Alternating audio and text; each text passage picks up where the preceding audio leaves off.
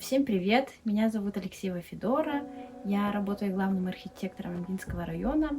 И в свое свободное время я люблю читать. Раньше еще со школы я увлеклась чтением, начиная от фантастики, заканчивая там какими-то мелодрамами, классикой.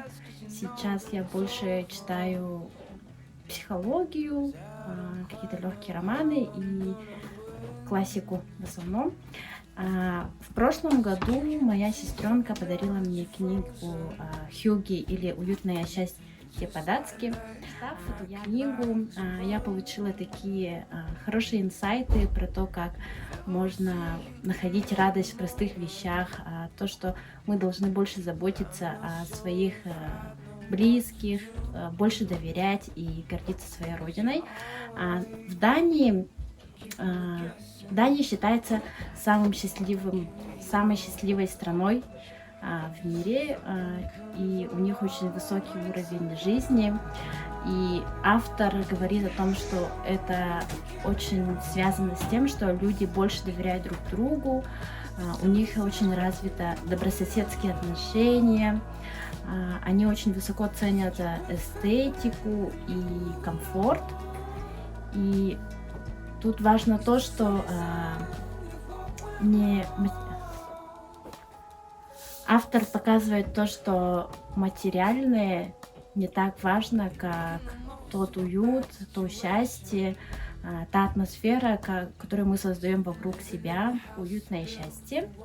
И основные 10 советов, которые даются в этой книге, это мы должны доверять больше государству, своим близким, потому что только когда мы больше доверяем, у нас меньше стресса, и мы больше радуемся жизни. У нас хюги — это находить маленькие радости в простых вещах. Мы должны также наслаждаться своим телом, возможностями, больше двигаться. Автор советует сократить количество вариантов. Когда у человека не так много выбора, это можно даже соотносить, наверное, с количеством вещей в гардеробе. Если у нас меньше выбора, у нас меньше стрессов и забот на этот счет. Мы должны обязательно гордиться своими достижениями, гордиться достижениями своих близких, команды своей, например. И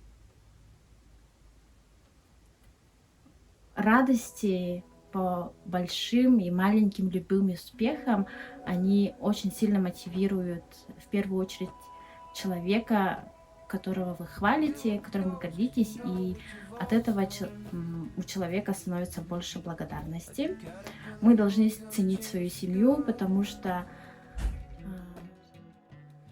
семья должна занимать самое главное место во всех сферах нашей жизни. В том, что мы должны находить счастье, радость в маленьких вещах, в простых вещах, быть ближе к своим окружающим.